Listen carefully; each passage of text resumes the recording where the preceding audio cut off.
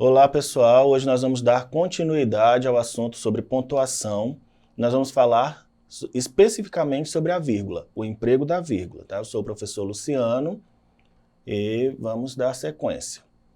Então, a vírgula ela serve para marcar as separações de sentido entre termos vizinhos, as inversões e as intercalações, quer na oração, quer no período, ou seja, separa termos dentro da oração ou orações dentro do período. Bom, oração é aquela palavrinha, aquela frase que tem o quê? Verbo. E o período ele possui uma oração ou mais de uma oração. Tá bom? Por isso que a vírgula faz essas separações dentro desse período. O uso da vírgula é mais uma questão de estilo. Então ela vai depender muito do que você quer dizer no seu texto, tá bom? Vamos lá. Então, para que a vírgula... Qual vai ser o primeiro elemento que a vírgula vai nos ajudar? A separar o aposto explicativo. Bom, João, meu vizinho, bateu o carro. Então, esse meu vizinho aí é um aposto que está explicando quem é João. Se eu quiser retirar esse meu vizinho daí, a frase não vai perder seu sentido, tá bom? Então, João bateu o carro. Mas como eu quero mostrar quem era João, que ele não é qualquer João, ele é o meu vizinho, aí eu acrescento, abro vírgulas, coloco essa frase, fecho a vírgula e continuo, tá bom? Vamos lá. Também serve para separar o vocativo. Lembra que o vocativo é o chamar, mãe, eu estou com fome, tá? Dizei-me vós, Senhor Deus, se eu deliro ou se é verdade, tanto ou perante os céus. Tá bom? Então, Senhor Deus ali é um vocativo. É Senhor Deus. Tá bom? O que mais? Para separar os termos da mesma função. Comprei arroz, feijão, carne, alface e chuchu. Tá? Machado de Assis, Castro Alves e Rui Barbosa são escritores brasileiros. Então a gente sempre vai, quando vai elencar alguma coisa, nós utilizamos a vírgula para separar esses elementos. Também serve para assinalar a inversão dos adjuntos adverbiais. Só que nesse caso ela é facultativa, então você usa ou não, tá bom? Vamos seguir. A vírgula ela é empregada para indicar ocultação de verbo ou outro termo, que aí nós temos a elipse e a zeugma. Tá? Quando eu vou ocultar o verbo, geralmente se diz que é o zeugma.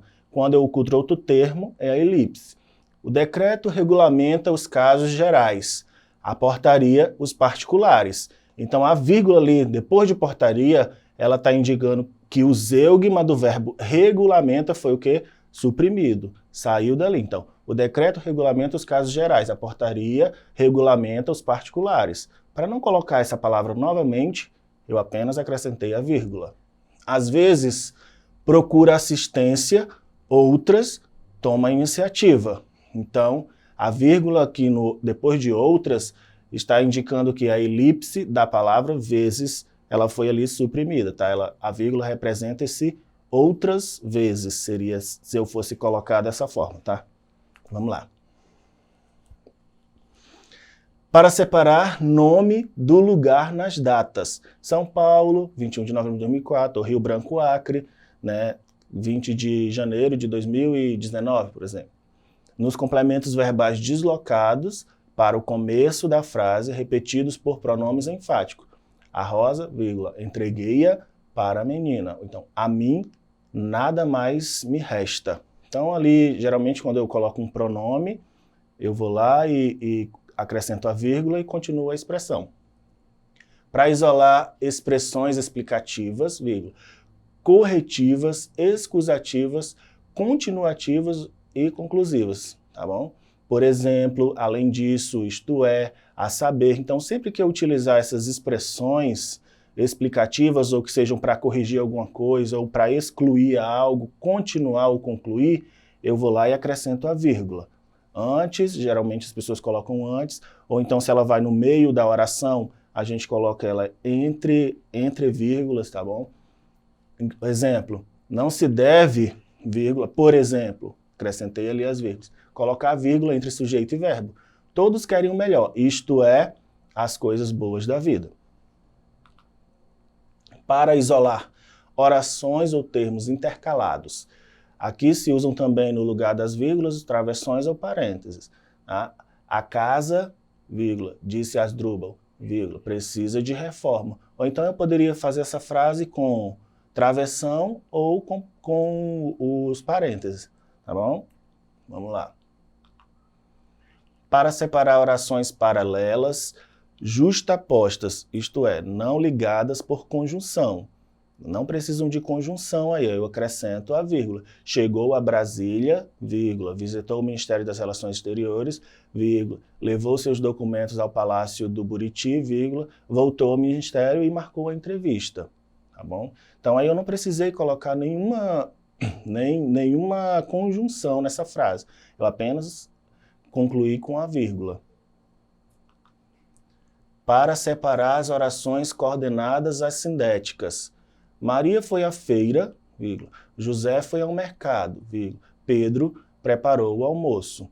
Então aí nós temos também uma sequência, como se fosse uma enumeração. Eu sempre vou fazer essa separação com vírgulas, tá? Para separar as orações coordenadas ligadas por conjunções. Aqui nesse caso, elas já vão ser ligadas pela conjunção. Maria foi ao mercado, vírgula, mas não comprou leite. Então, toda vez que vier uma conjunção que ligue essas orações, eu vou, antes da conjunção, eu coloco a vírgula. Mas, porém, contudo, todavia, tá? Então, isso aí sempre vai ter uma vírgulazinha antes. Certo? Vamos lá. Para separar as conjunções coordenativas intercaladas ou pós-postas ao verbo da oração a que pertence. Dedicava-se ao trabalho com afinco, não obtinha, contudo, resultados. Tá bom?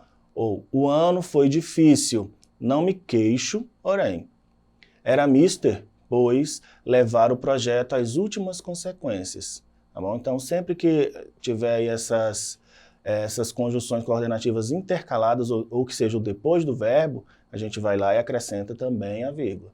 Para separar as orações subordinadas adjetivos explicativas, o homem que pensa é um ser racional.